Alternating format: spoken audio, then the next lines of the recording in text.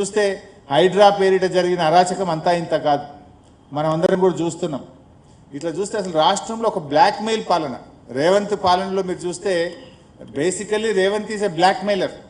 ఈ రాష్ట్రంలో అందరికీ తెలుసు సమాచార హక్కు చట్టాన్ని ఉపయోగించి ఏ రకంగా ఇండస్ట్రియలిస్టులను, రియల్ ఎస్టేట్ వ్యాపారులను బ్లాక్మెయిల్ చేసిండో ఈ రాష్ట్రంలో, హైదరాబాద్లో మీలాంటి జర్నలిస్టులకు, రాష్ట్ర ప్రజలకు తెలుసు. ముఖ్యమంత్రిగా కూడా ఈరోజు బ్లాక్మెయిల్ చేస్తున్నాడు రేవంత్ రెడ్డి పాలన. ఇవాళ ఉదాహరణకు మీరు చూడండి, ఫీజు రియంబర్స్మెంట్ రాలేదు అని కాలేజీలు 2 సంవత్సరాల నుంచి కాళ్ళ చెప్పులు అరిగేలా ప్రభుత్వం చుట్టూ తిరిగారు. మంత్రులను కలిశారు, ముఖ్యమంత్రిని కలిశారు, అధికారులను కలిశారు. ఇంకా మేము మా ఉద్యోగుల జీతాలు ఇవ్వలేకపోతున్నాము, కరెంట్ బిల్లులు కట్టలేకపోతున్నాము, ఈ కాలేజీలు మేము నడపలేము అని నిరవధిక సమ్మెకు కాలేజీలు పోయారు. నిరవధిక సమ్మెకు పోతే ఆ కాలేజీల మీద విజిలెన్స్ దాడులు చేపిస్తున్నాడు రేవంత్ రెడ్డి.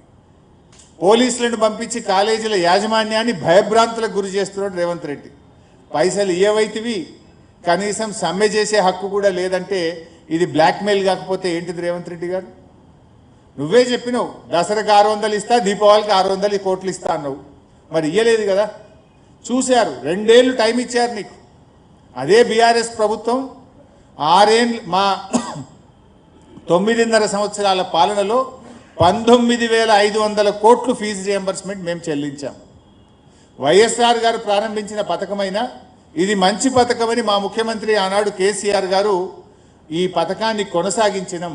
కరోనా వచ్చినా నిధులు విడుదల చేసినాం. మరి మీ కాంగ్రెస్ పార్టీ, మీ వైఎస్ఆర్ అని చెప్తావు కదా, నువ్వు 2 ఏళ్లలో 2 రూపాయలు ఎందుకు ఇవ్వలేదు అంటే ఇలా బ్లాక్మెయిల్కి పాల్పడుతున్నాడు.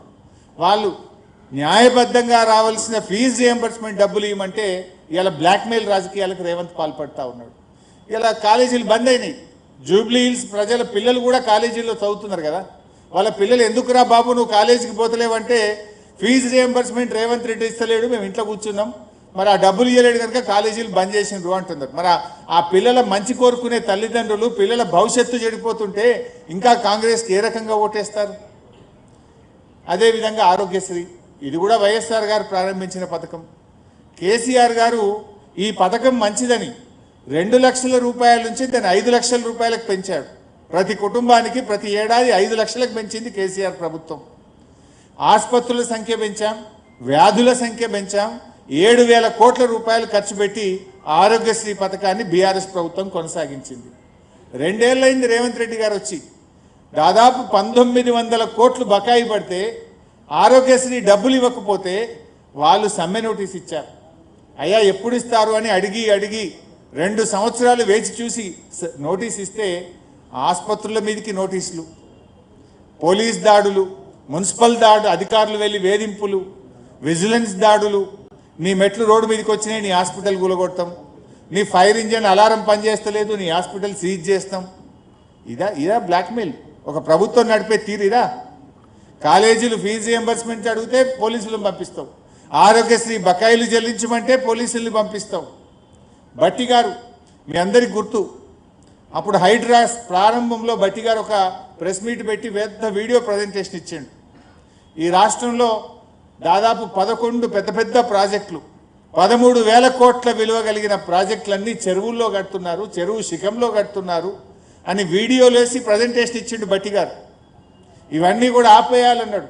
ఎంతటి వాడైనా, ఎవడైనా, ఎంత పెద్దోడైనా, ఎవరికైనా హైడ్రా ఒక్కటే కూల్చేస్తామన్నాడు. మరి ఇప్పుడు భట్టి గారు ప్రెస్ మీట్ పెట్టి ఏడాది అర్థమైంది. భట్టి గారు ప్రెస్ మీటు, బ్లాక్మెయిల్, సెటిల్మెంటు.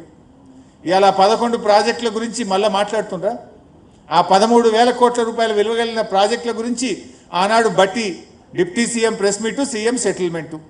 ఇది బ్లాక్మెయిల్ రాజకీయం.